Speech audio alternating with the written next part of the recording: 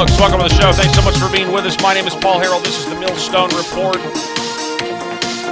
As always, we can't do the program without you watching every single day, so we do really very much appreciate it. The President of the United States, Donald Trump, has utterly humiliated the President of South Africa. It happened moments ago in the White House. We have that video for you coming up. Had to do with the question whether or not there is a white genocide on in Africa. Are these white Afrikaners being discriminated against because of the color of their skin? There was some debate. Obviously, you had the liberal media in the White House, in the Oval Office, and they want to stick to their talking points that this is some far right-wing conspiracy theory. The president of South Africa seems to agree with the liberal media, but then Donald Trump, in front of everybody, had a highlight reel ready of South African politicians, many of the same videos you've seen on this program, calling for, the murder of whites over there. It was a fascinating moment, and we have that for you. We're going to play it a little bit later in the show today. Before we go any further, I want to remind everybody this portion of the broadcast is brought to you by Red Vive Health. I want you to go to redvivehealth.org/Paul. That's redvivehealth.org/Paul. You can experience the healing power of light. This is technology Big Pharma doesn't want you to know about. We'll tell you more about them here in just a moment. But I want to set this up first because very interesting dynamics are going on geopolitically right now. You had Donald Trump last week that goes on this Middle East trip, and he inks these deals with these Middle Eastern countries. He's welcomed very much like a king. Much respect, obviously given in that part of the world to President Donald Trump. That part of the world obviously respects a strong hand, a strong external authoritative force. That's what they see him as. That's what they are. That's how they run their countries. So they certainly agree on that. And that's why they're giving the respect, and he's trying for peace. Several times throughout this trip last week to the Middle East, Donald Trump has asked about peace. He's asked about Russia-Ukraine peace. He's asked about nuclear deals with Iran. Of course, now we have the news that, according to U.S. intel, of course, this was reported in the mainstream media, so take it with a grain of salt, that Israel, which I'm not surprised by this, a week after Donald Trump is pitching for peace, is trying to secure world peace, especially in the Middle East, especially in Ukraine. We now have reports from U.S. intel that Israel is planning on attacking Iran. I guess, which I think that's just a direct undercutting of supposed peace, the peace process that's going on between the United States and Iran. So for those of us that want peace, we want an end to the bloodshed, we want an end to the bloodshed in Gaza or the West Bank or in Ukraine, Israel preemptively striking Iran certainly works against those goals, and I think that's a little bit of an understatement. But something interesting happened. I was watching the Vigilant Fox. I was watching Maria Z. And her show, I think, called The Daily Pulse.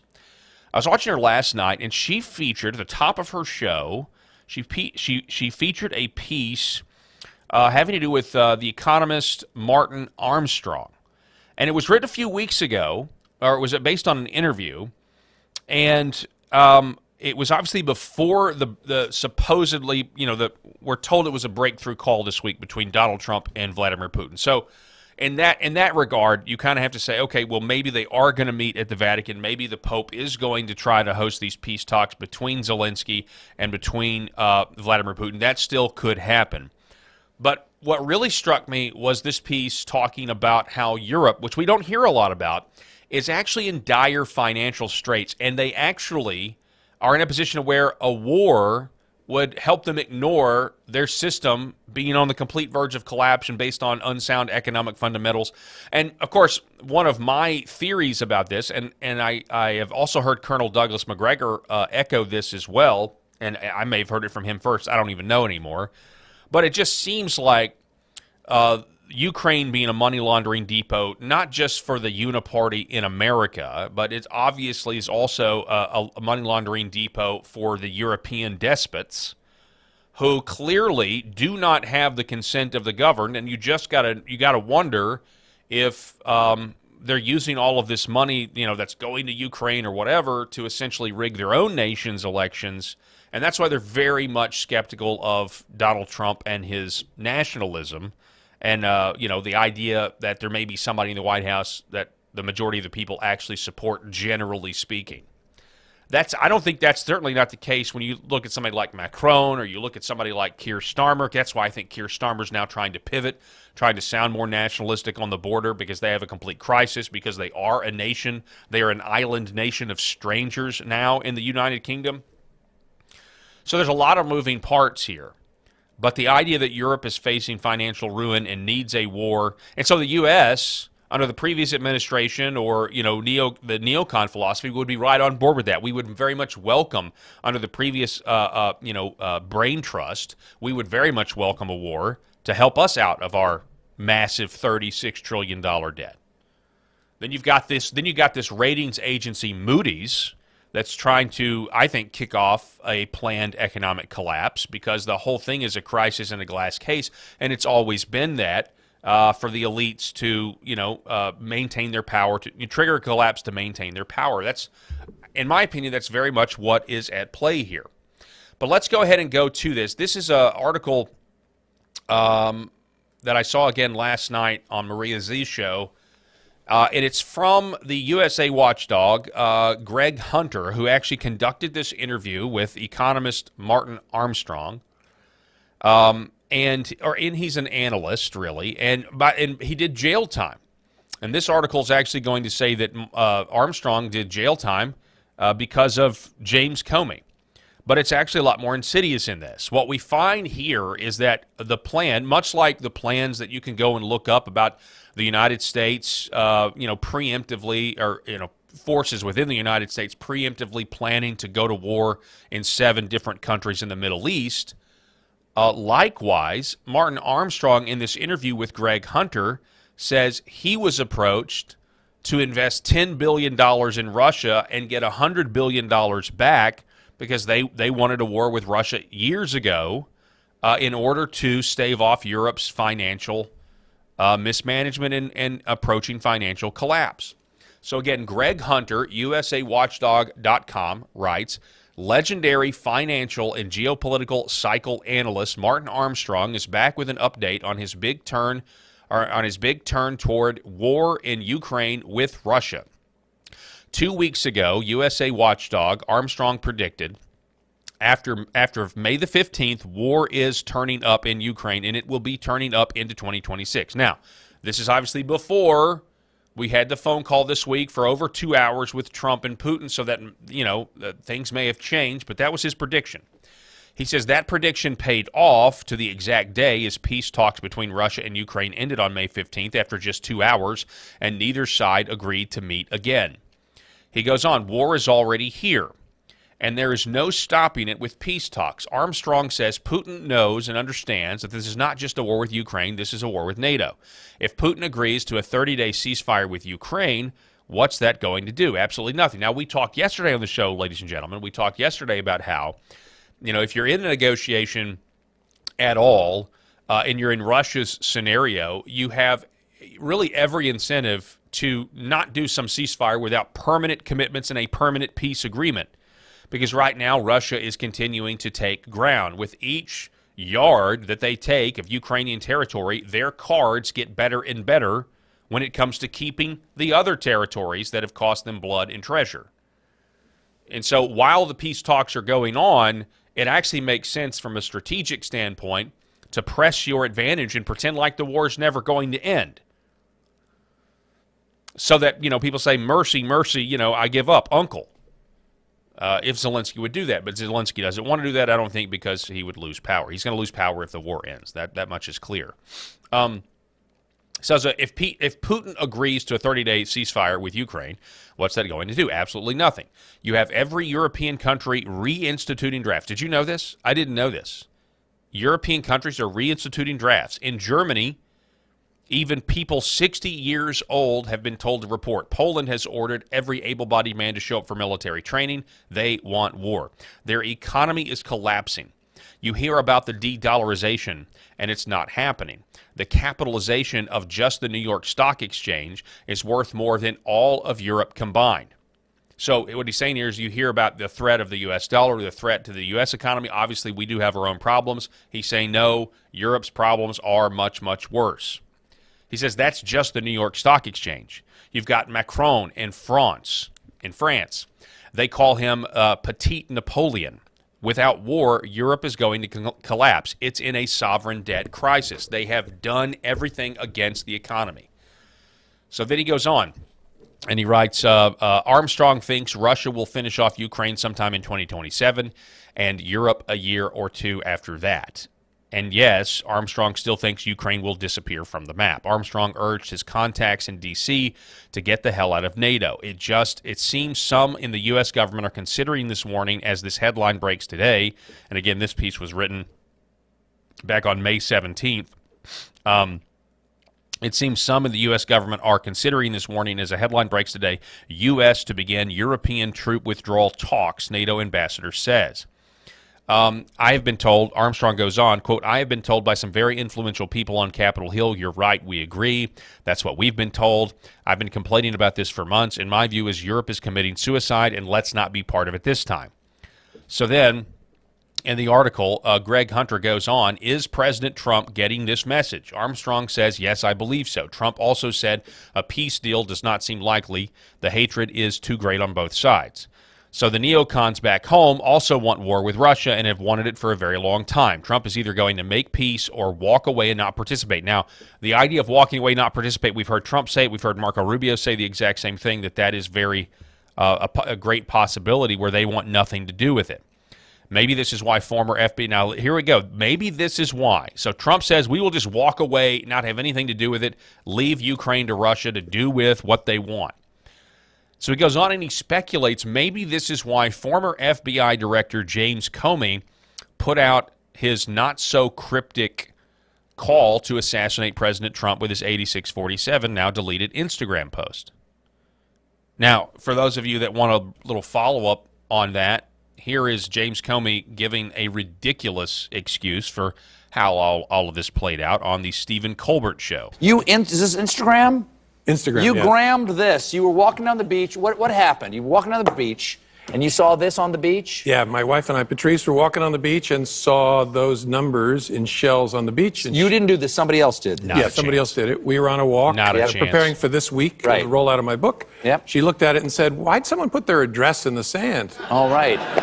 And then we 8,000, stood at it, 48,000. looked at it, Yeah. trying to figure out what it was. And she'd long been a server in restaurants. And she Yeah. said, you know what I think it is? Yeah. I think it's a reference to restaurants when you would 86 something in a restaurant. Right, I it's off said- the menu. Yeah. I said, no, I remember when I was a kid, you'd say 86 to get out of a place. This place stinks, let's 86 it. I was a bartender. You would 86 a customer if they were getting drunk. Like, let's 86 them. Let's, like, give them a low-proof alcohol, something like that. Yeah. And so I said, I think it's a clever political message. And she said, you should take a picture of it. I said, sure. And then she said, you should Instagram that. And boom.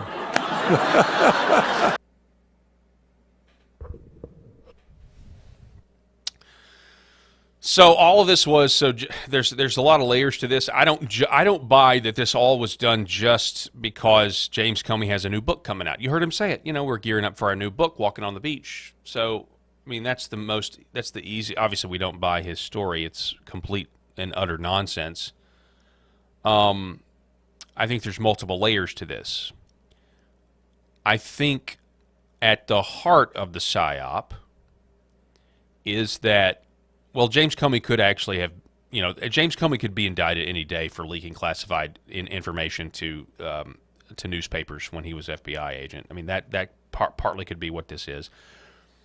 And I think going right alongside that, maybe the crux of the issue is the Democrat Party's approval rating is the absolute tank. There is no real leader, specifically somebody that can at least act competent and who is a white male. And the Democrat Party knows this. That's why they picked Tim Walz, hilariously so. They needed an old white guy to try to appeal to center, center of right or left of center left white guys. It was a disaster. And And so this is it's really twofold. It's serving to elevate James. You hear the audience. Oh. It serves kind of two purposes. It's an attempt to rehabilitate Comey, put him out there. I think James Comey is going to run for office.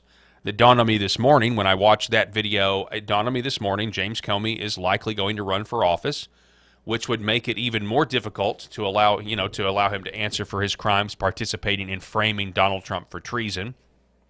But I think that's what's going to happen. Kind of like similarly to one of the reasons Hillary Clinton ran for president as well, was to avoid accountability. Will it work this time? Probably. Again, I'm not holding my breath that people like James Comey will actually be brought to justice for their crimes. Anyway, I digress. Back to what we were saying. James Comey and this guy Martin Armstrong have had a history together. Comey was the man who held Martin Armstrong in prison illegally for contempt for 7 years. So there was a civil case. I believe it was a civil case. The Securities and Exchange Commission, they wanted Martin Armstrong to produce documents or produce, I don't know, something to prove how much money he had or wealth or whatever, or pay back something over alleged fraud. And Martin Armstrong apparently didn't do it, and so the court held him in contempt, which is something courts can do. But for 7 years, Armstrong blames Comey. Comey was the man who held Armstrong in prison illegally for contempt for 7 years. Armstrong says Comey has always been part of it. Just for the record, he was the U.S. attorney in New York. He's the one who kept me in contempt until the Supreme Court said, what the hell is going on? Then they had to release me. How did Armstrong land in jail? Armstrong says the real reason he landed in jail, I gave you the official narrative. Armstrong says the real reason he went to jail, quote, they asked me to put in $10 billion to take over Russia, and I refused. It was Comey that was the U.S. attorney for New York, and he kept me in civil contempt, which has a maximum sentence of 18 months, and they kept me in for 7 years. He just kept rolling it and rolling it and rolling it. I was told, listen to this, Armstrong claims, I was told if I put in $10 billion in Russia to overthrow the Russians, I would get back $100 billion. They intended to have all the assets of Russia, all of their rich minerals, everything, the oil, the natural gas, all of it. They intended to have all the assets of Russia going through the trading desk of New York, all the oil, gold, diamonds, platinum, you name it, they would have it all. And I said, no, I'm out. I'm not into regime change. He says that when that happened, when he refused to put up $10 billion to overthrow the Russians, then he had to deal with James Comey and the SEC, and they put him in jail for 7 years, and then another 11 years he ended up in jail. Fast forward to today, and the powers of Europe still think they can take Russia and steal their assets to fit the extreme financial problems or fix the extreme financial problems in Europe. Pensions, banks, and bonds are in deep financial trouble in Europe. Stealing from Russia and gaining control of the $75 trillion in natural resources is why they want and need war. Armstrong says they went to negative interest rates in 2014. I warned them. I said, listen, you're out of your minds. You are siphoning money out of the bank reserves and pension funds. It's a basket case. It really is. They have no appreciable economy. It's shrinking. The number of actual businesses has shrunk in Germany. Germany is 25% of the EU economy. This is why they need war.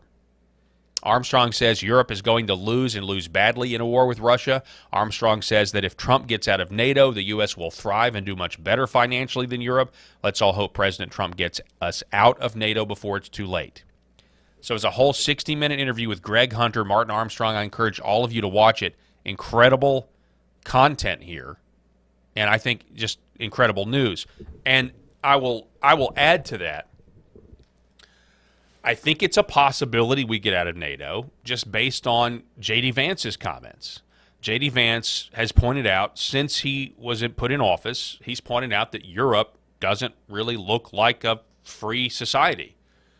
when they're putting people in jail over social media posts. They're arresting people over silent prayers outside of abortion clinics. Europe looks like the Soviet communists that NATO was founded to protect Europe against. Does that make sense? NATO was created to protect Christian Europe from godless communist Soviets. Who are the godless communists now? Europe. I mean, it's quite obvious they have become what they were originally trying to fight. J.D. Vance, he's not pointing it out in those exact terms, but he is pointing out that there's something wrong, very wrong with Russia, and their speech codes, their speech police are out of step with who Europe used to be. So I do think we should get out of NATO. I think Donald Trump probably thinks we should as well, but how you accomplish that geopolitically or what's that going to do politically back home? I mean, there's certainly, I'm sure, other considerations. But yeah, it's ridiculous. And if Europe is hell-bent on going to war and they want to continue to fund Zelensky, and they want to try to fight the Russians, and they want to institute the draft. I mean, come on, if they actually start drafting up Germans to go fight or Poles to go fight with I don't think Poland wants anything to do with this. I don't think the people want anything to do with this. I don't see how the United States, with a clear conscience, can continue to help this and go through this. And that's why the U.S. has said, and the Trump administration has said, if they don't want peace, we are out. We're not going to do this anymore. If you don't want peace, then we're out. And so then it's left on Europe. Martin Armstrong is saying Europe desperately needs this war in order to keep their corrupt financial system afloat. Pretty incredible stuff when you think about it. Do they really want peace? I don't know. But we do have this story, CNN. One of Volodymyr Zelensky's potential political rivals was just apparently assassinated, was gunned down outside a Madrid American school, reportedly in front of children.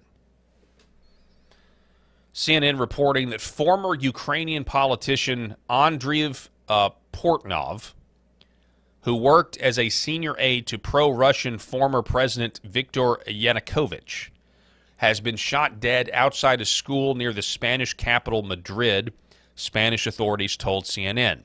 Portnov, 51, a lawyer and former lawmaker, was the deputy head of Yanukovych's administration before it was ousted in Ukraine's 2014 pro-democracy uprising. CNN is essentially the CIA. This was not a pro-democracy uprising. It is now a proven fact that this was a coup, a color revolution orchestrated by the United States government, Victoria Nuland herself. What a joke CNN is. I apologize for putting it up here, but anyway, just let you know the intel oligarchs are alive and well.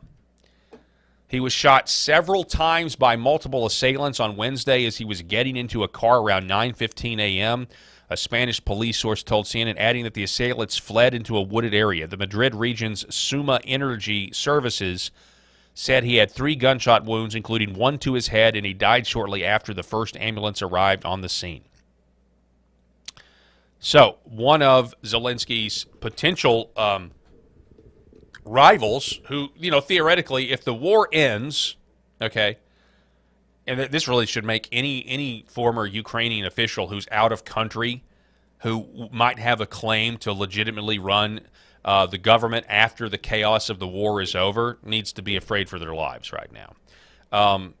Zelensky's going to lose power. Zelensky is a dictator. He has canceled elections because of the war, and that country there hasn't had elections since the war began. And so, everybody knows Zelensky's finished if the war ends. He has an incentive to continue the bloodshed, to continue his lavish lifestyle, and also stay alive himself. You also have to take that into consideration. Don't think he doesn't know he couldn't end up like this. When you become a former Ukrainian politician, you might end up like Portnov here. Something to think about. Folks, before we go any further, I want to tell you about Red Vive Health and the great folks over at redvivehealth.org/Paul. You can call 866-726-8483 for this. We've now got the 800 number up on the screen. Those are the panels. I have the one on the right. It's incredible. The energy I feel from it. We're talking red light and near infrared light. The specs, we went over the specs with Matt Troy, just how powerful this stuff is, where it can actually penetrate your skin. It gets to all your cells, but it gets to your organs, your bones, your deep tissues. It can even help burn fat. Obviously, it helps your skin look great as well. This is a technology that Big Pharma doesn't want you to know about. All of us, in some way or another, all of us are on the hamster wheel of Big Pharma. We've talked about this a lot. This red light therapy stuff works. It works in ways you don't even know. But if you've got pain, it'll work. If you got a wound that needs healed, it can help with that. And this is scientifically proven stuff. The benefit of red light and near infrared light therapy is a way to unlock your body's true potential. You can increase your energy, you can reduce inflammation, you can regulate your hormones, boost immunity. It increases blood flow to different areas of the body, which is why it has the healing effect. It stimulates the mitochondria of your cells. Your cells think they've had a workout, because they have, but without you actually having to do. So it's great for therapy, great for rehabilitation, and that sort of thing. So I want you to check it out right now. This is a way for you to support what I'm doing here, but also it's really more about, in all seriousness, I have one of these in my house. This is about you guys, because this is technology that is good for you and your family and your health, and that's why I want you to have it. The 0% interest financing is available because they're not cheap, but I also want you to know there's a 60-day money-back guarantee, and nobody sends these things back, because once you start using them, it does become an integral part of your life, because you realize just how much energy and just how many benefits you get from it. I'm discovering new benefits from this every day, as I shared with you guys. 866-726-8483. If you call that number, you need to mention my name, Paul, or Millstone Report. 866-726-8483, or shop now at redvivehealth.org/Paul. That's redvivehealth.org/Paul, and experience the healing power of light. Today, we're going to be back in 60 seconds. We want to hear from our friend, the nation's pillow salesman, Mike Lindell. You're still looking good. I'm still feeling good. You know, I've got all your MyPillow products. Mattress topper, bed sheets, MyPillows, towels, slippers, blankets. I'm interrupting this commercial to do something I've never done before. Get 2 MyPillows absolutely free on orders of $100 or more. I can't do this forever, so get on board with this great sale today. Our best-selling 6-piece bath towel sets or kitchen towel sets, just $29.98. Our famous standard MyPillows only $14.98. Queens $18.98. King size only $1 more. Body pillows $29.98. Multi-use MyPillow 2.0s with pillowcase $9.98. Save $40 on our spring percale and Giza Dream bed sheet sets. Any size, any color. So go to MyPillow.com or call that number on your screen. Use your promo code to save up to 80% on all MyPillow products. And when you spend $100 or more, get 2 standard MyPillows absolutely free. All right, so also you got to remember they got these huge deals going on right now because it's summertime now. 80% off. Use promo code PH. Up to 80% off. Use promo code PH over at mypillow.com. I really love their products. Great stuff. The slippers are great. I love the towels, I think, and the sheets, the pillows, obviously, but the towels, I think, are my favorite. Cash for clemency. Cash for clemency. Congressman Tim Burchett, it seems like every week this guy's in the news, and he rarely disappoints. Congressman Tim Burchett claims that Biden staffers were issuing pardons in exchange for cash. He says that it's likely. He says that it's likely. Let's take a listen. He was on Benny Johnson's show, and this is what he said. Listen to this. Crazy. Of course, but I'm sure we'll write somebody a strong letter and move on about it. I don't think anybody really brought to justice over this. You've got staffers. I would look, Tennessee has had a history of this. We had a governor several governors ago. He's since passed away, but he sold pardons. You can look it up. His name was Ray Blanton. it made national news. Let's stop right there. Ray Blanton, I did look it up. Scandal from the start. This is a piece written by WVLT 8, Murder for Hire and Paid Pardons, a Tennessee governor's buried history. This is Tennessee Leonard Ray Blanton, the 44th governor of the state from 1975 to 1979. I wasn't even born yet. Isn't that amazing? Not a new game, this idea of selling access to power and authority. Nothing new under the sun when it comes to this. It says here the FBI started investigating the one-term governor's administration from the beginning of his time in office in 1975.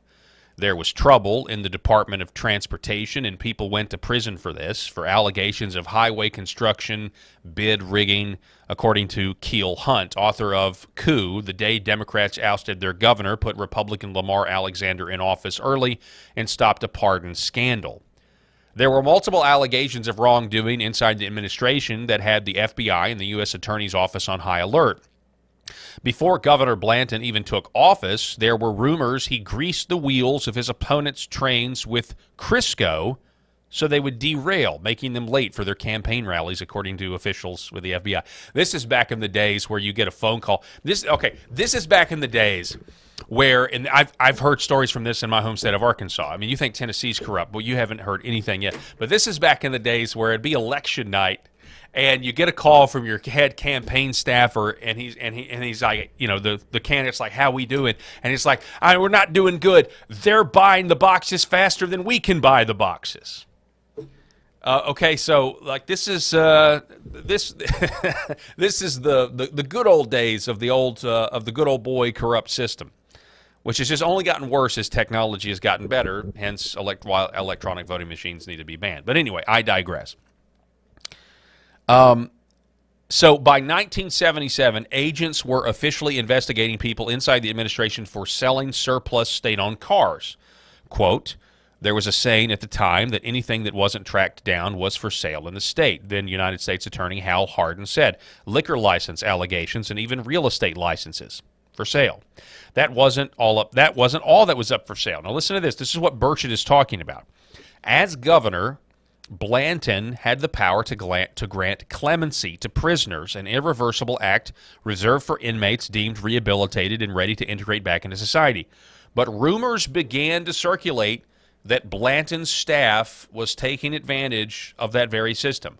There was speculation that his top aides were accepting cash payments from inmates in exchange for release from prison. So, this is what Burchett is talking about, saying that this possibly happened in the Biden White House when, and I guarantee you that this Governor Blanton in Tennessee wasn't a vegetable or as much of a vegetable as Joe Biden was. The allegation here is that staffers were using the auto pen to write pardons and everything else. I mean, my goodness, what about Ukraine war? Funny, like, how many people have died in Ukraine because America gave them money to start their bloody war and send these young men into a meat grinder because some staffer was authorizing it with an auto pen signature? And by the way, the word staffer could be low level or high level or former president. Who knows? Burchett goes on Benny Johnson's show. And I mean, they wrote songs, Pardon Me, Ray. And it was a cash for clemency deal. And that's exactly what I think you're going to find out. You're going to find staffers that were able to take forms, get them, and run them through some sort of bogus legal system. And then they auto penned them. And there's probably people out on the street that shouldn't be, but somebody got rich off that. And I think those people, I hate to say it, but you'll see something probably horrible happen to some of those people because it goes up the chain. This is a very dangerous town to play games in. So now Burchett is claiming, if I heard that right, he's insinuating that the people that did this are going to be 86th. That if they actually investigate those that participated in it are going to be killed to prevent the truth from coming to light. kind of like what happened in Madrid. Interesting. This is what Donald Trump said about it. He posted this on Truth Social. And I think President Trump, is really getting to the heart of the issue here. He's asking the right questions. You can tell where he's going with this. Quote, Joe Biden was not for open borders. He never talked about open borders where criminals of all kinds, shapes, and sizes can flow into our country at will. It wasn't his idea to open the border and almost destroy our country and cost us hundreds of billions of dollars to get criminals out of our country and go through the process we are going through now. It was the people that knew he was cognitively impaired and that took over the auto pen. They stole the presidency of the United States and put us in great danger. Then he goes on, quote, this is treason at the highest level. They did it to destroy our country. The Joe Biden that everybody knew would never allow drug dealers, gang members, and the mentally insane to come into our country totally unchecked and unvetted. All anyone has to do is look up his record. Something very severe should happen to these treasonous thugs that wanted to destroy our country but couldn't because I came along, make America great again. Well, so the idea that a fully cognitive Biden wouldn't be for complete open borders is something I can entertain. Let me put it this way. If Biden in the old Biden, whether or not, you look at the difference in the photos of when he was younger versus when he was a president, and they don't look anything alike. I can't reconcile it. I mean, we could go down that conspiracy theory rabbit hole if you want, but for the sake of argument, let's just say it's the same person. If Biden were going to do it, let's say he wanted to, let's say he was down with the great replacement and the demographic demise and everything else, he would have done it in a Joe Biden way, which would have given him some political maneuverability to not look. It's like they didn't care about Joe Biden. That's obvious. Like they just did. Like he's going to get the blame for it. He's old. He doesn't know what's going on. He doesn't know that all of these policies are being done in his name because he's not aware of what they're doing to him. I mean, elder abuse doesn't even really begin to describe it. So, in that sense, like maybe Trump is right. If you go look, maybe he wasn't, for the open borders the way he was. Maybe he wouldn't have done it. But I think the larger point is, it doesn't matter. I mean, they basically were using Joe Biden. If this is true and the auto penetration, they've got a puppet, which is perfect. Like no one who's really responsible for the country coming to the edge. Well, Joe Biden, but nobody really ever believed that. The media never really believed that. You don't believe it. I don't believe it. So what one person was responsible for it? Who knows? I mean, it's a tyrant's dream. I said this before the election. Joe Biden's dementia state is a tyrant's dream because you can do all of these terrible things that you could never do if you had somebody that actually had to answer to the people for it. But everybody was like, oh, look at him do the Alzheimer's shuffle. Oh, he's a good little president, isn't he? And now we have him calling it treason. Donald Trump is calling this treason. He's calling what the staffers potentially did or auto pen potentially did treason. So forget the allegations of Burchett for a second, saying that they were paid to do it. Yeah, that makes it bad, and I would say that's just a given. The fact that they had access to the auto pen, shouldn't that nullify everything Joe Biden did as president? Everything. That would also nullify Ketanji Brown Jackson's nomination as well, wouldn't it? I'm not holding my breath that that's actually going to happen, or any of this is going to, I pray for accountability for the sake of the people, my fellow countrymen that live here, and I'll continue to do so. D.C. Drano, they stole the 2020 election and hijacked the country using a decrepit corpse as a frontman. They used an auto pen to start wars, steal from our treasury, and pardon their friends, arrest those responsible, and charge them with treason. And then he says, oh, and they sent the FBI to arrest the U.S. president and thousands of his supporters for calling out their crimes. This is true. You know, I can't help but remember, you know, this idea that y'all are going to be upset with me for this, for even comparing Joe Biden to a biblical king or whatever. But I mean, and I'm not making that. I guess I am making the direct comparison, but I don't think. Let me just say this: I couldn't help it. Just thinking of the times, the idea that Joe Biden, you know, doesn't have his faculties about him, and he's being tricked into, essentially tricked, whether they're actually the ones doing the auto pen or they're getting him to sign it. I mean, it's the idea of tricking someone in power to do what they don't quite know what they're doing, which is the allegation here. And I think we would agree, Joe Biden did not know what he was doing half the time, all the time. We see this in the Bible.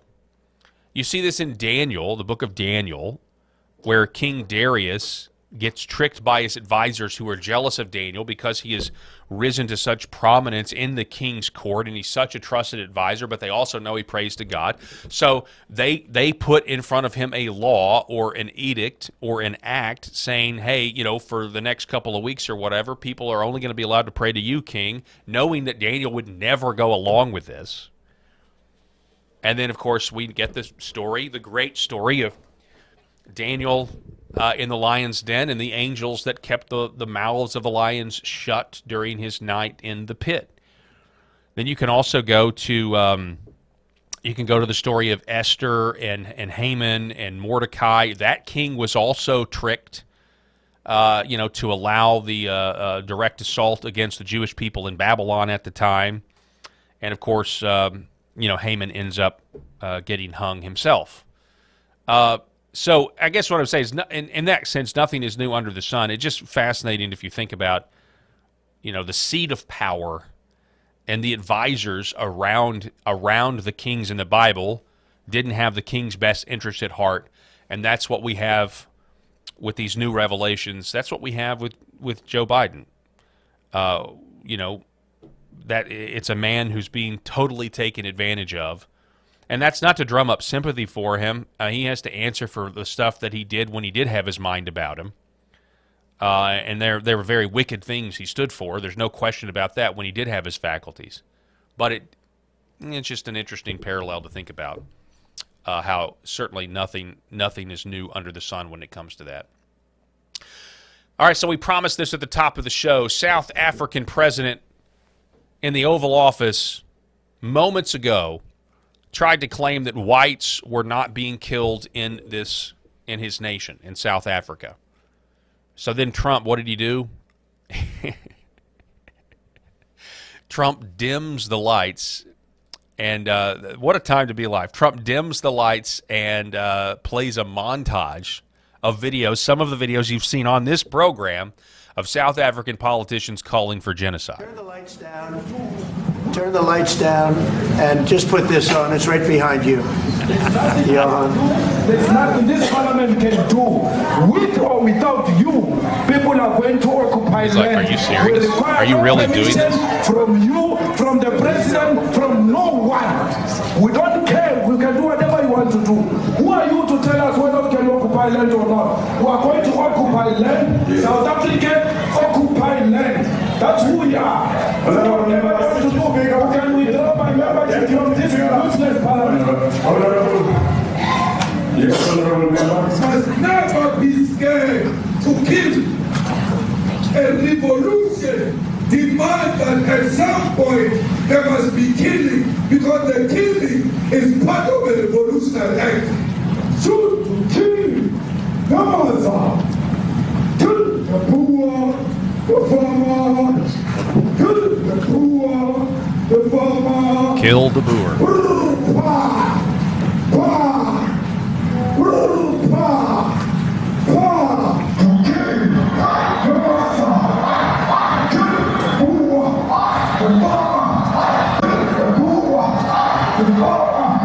The man of DJ in PE is a white man.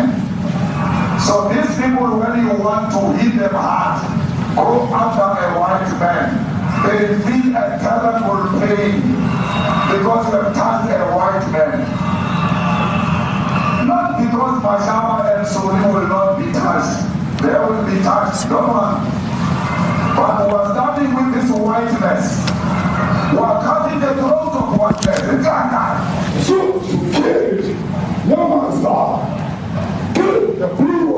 South African president having to sit through all of this.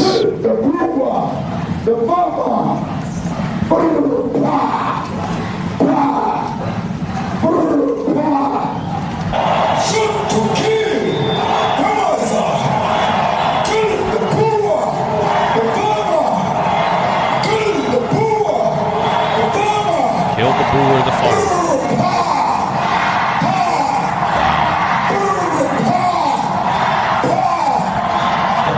I don't know what's going to happen in the future. I'm saying to you, was not called for the killing of white people, at least for now. I can't ever see the future. I mean, do you understand somebody watching that, especially as it gets shared on Twitter, they freak out. It sounds like a genocidal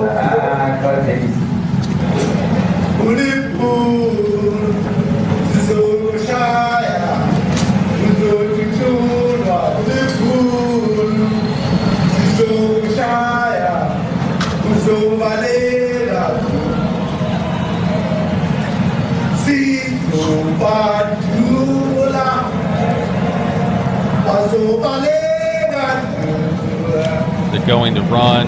You know, the whites, we're going to shoot them. He says, South African president having to sit through all this. They are going to run.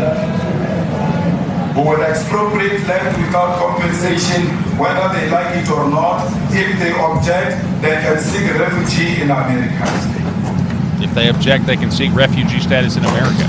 Now this is very there's bad. one more. These are burial sites right here. Burial sites. Over 1,000 of white farmers, and those cars are lined up to pay love on a Sunday morning. Each one of those white things you see is a cross, and there's approximately 1,000 of them. They're all white farmers, the family of white farmers. And those cars aren't driving, they're stopped there to pay respects to their family member who was killed. And it's a terrible sight. I've never seen anything like it. Both sides of the road you have crosses.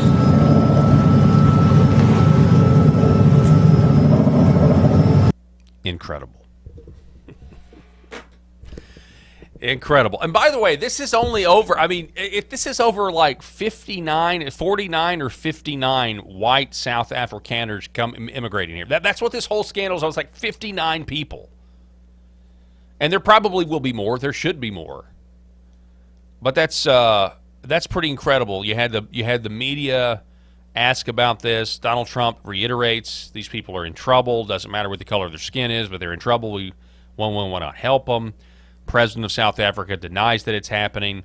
So Donald Trump had a montage ready, and he says, dim the lights, and then he made him sit through that over 4 minutes of proof that there's some really terrible genocidal rhetoric for sure going on. And then he actually showed people mourning the deaths of white farmers. So anyway, what a time to be alive, that's for sure. Speaking of genocidal maniacs, the World Economic Forum's Yuval Noah Harari had an interesting exchange recently that's been making the rounds back on May 17th about sex and homosexuality and Darwinism. I want you to listen to the ravings of this lunatic for a moment. Darwin is the kind of prophet of sexual liberation. If I think about the liberation of gay people, of LGBTQ people, then if you dig underneath, you eventually find Darwin.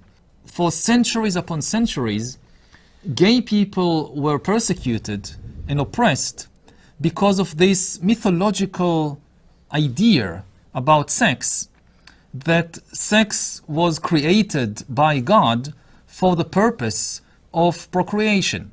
And if you use sex for anything else, you're sinning against the purpose of the thing, so you must be punished. And then Darwin came, and Darwin said, in biology, there are no purposes. Nothing has any purpose in biology. In biology, there are only causes. Darwin is the kind of prophet. So Darwin's a prophet. Biology doesn't have a purpose. There's only causes. Life is meaningless. Or just a bunch of chemicals that come together and react, and then we die and we go into nothingness. And Darwin's a prophet that slung off the sexual norms of procreation to allow for sodomy, which, by the way, I believe this guy is a sodomite. I think he's gay. No, I'm not. I'm saying that is what I believe to be a literal fact. Pretty sure that's the case. Andrew T. Walker writes, honestly, this is just so bad it deserves further comment. And the paradigm he has proposed here, his own thesis, is falsifiable because reality and meaning have no inherent structure and stability. Words are reduced to incoherent verbal utterances interpreted through a mind that can have no certitude that it can even perceive reality accurately. Our elites are intellectual embarrassments. Well, this is true. He's one of the elites that says, what are we going to do when transhumanism, he's from the World Economic Forum, when he says, well, what are we going to do when transhumanism takes off? And I'm paraphrasing here. And he says, well, you know, the worker class is going to have to be pacified with drugs and video games. Contrast what you hear World Economic Forum puppet Yuval Noah Harari say with what Hillary Clinton said in a recent interview about women having more babies, how that's a bad thing. As I posted the other day, this very blatant effort to basically send a message, most exemplified by Vance and Musk and others, that, you know, what we really need from you women are more children. And what that really means is you should go back to doing what you were born to do, which is to produce more children. And they're talking about, you know, cash benefits for the more children you have. This has been tried, by the way, in other countries, and it has not worked. Or medals if you have 6 children, while they're contemplating cutting Medicaid, while they have no interest in paid family leave or funding quality child care. They're cutting Head Start. I mean, you go down the list of all the programs that support child rearing and the care of children and create, you know, some safety net for women who are in the workforce, the formal workforce, as well as, you know, raising children. So this is another performance about concerns they allegedly have for family life. But if you had read the Heritage Foundation's Project 2025, despite Trump saying he knew nothing about it, if you had read it, it's all in there. It's all in there. Return to the family, the nuclear family, return to being a Christian nation, return to, you know, producing a lot of children, which is sort of odd because the people who produce the most children in our country are immigrants, and they want to deport them. So none of this adds up. Well, I mean, yeah, it actually does add up. You can encourage Americans to have kids and also deport migrants who are here illegally. That's actually not very hard to reconcile at all. We can say we want more Americans to have babies, and we don't want to take care of the babies of immigrants who are here illegally. I mean, it's really not that difficult. But anyway, contrast those two statements. They really go together well. Darwin is a prophet.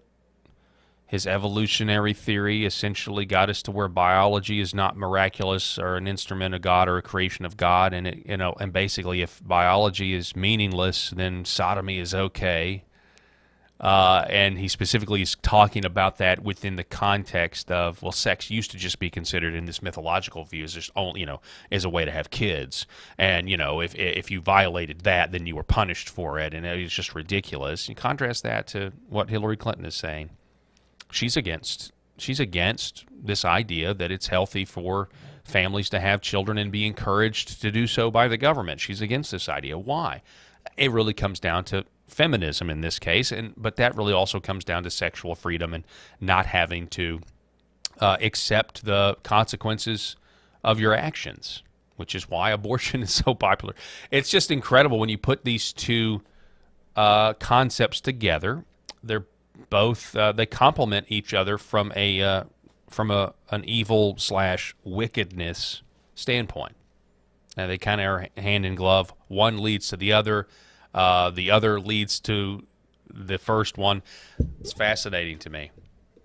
And that's another reason why they're trying to, speaking of feminism, destroy everything. Smash Bale's writing in response to this new Netflix Chronicles of Narnia drama. They will take the great Christian works of the previous century and turn them into woke slop to demoralize you. The humiliation is the point. They can't handle a new generation inspired by Christian literature. But that's actually exactly what is going on right now. And I'll tell you more about young people being inspired by biblical Christianity here in just a minute, because there is cause for rejoicing right now with what's going on.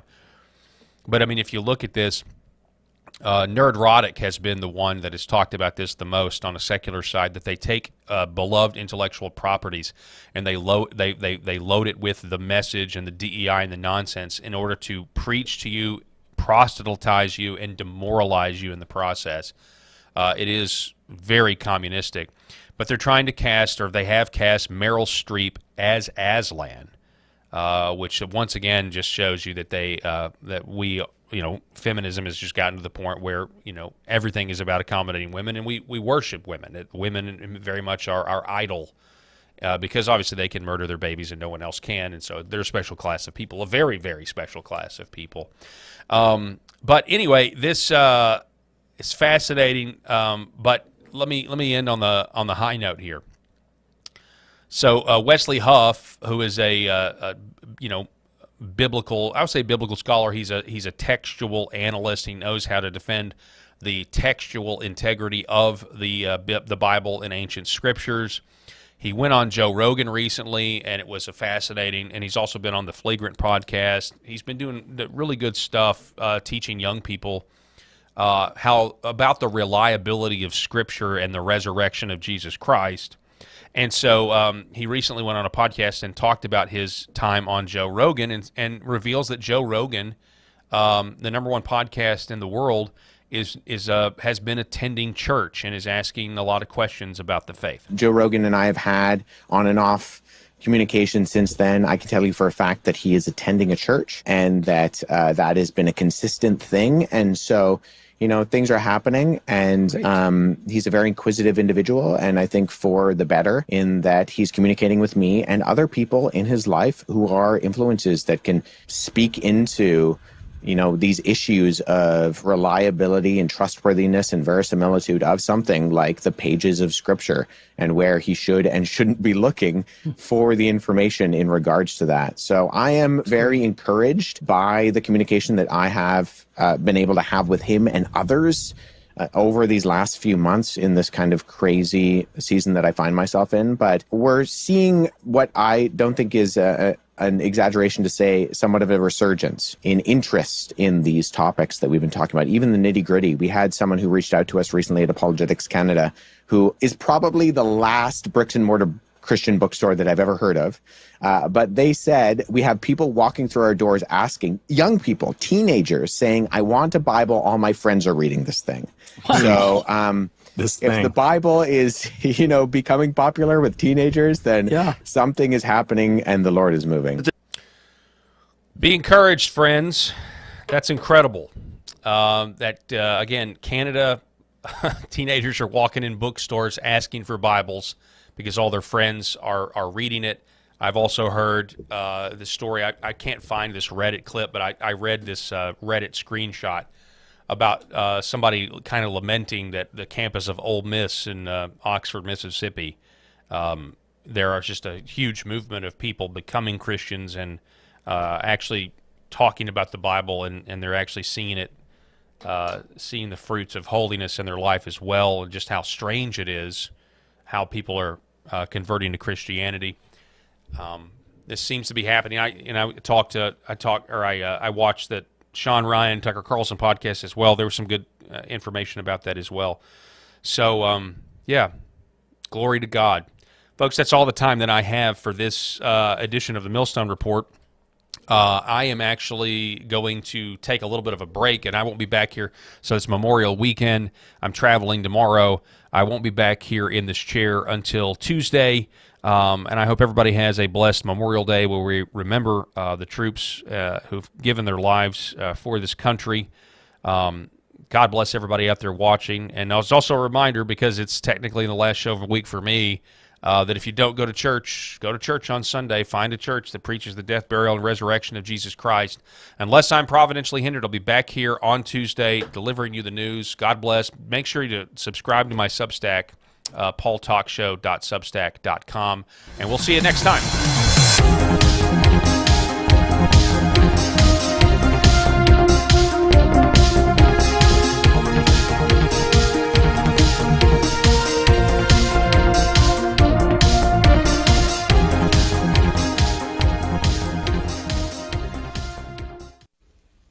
The very foundation of the Christian faith is based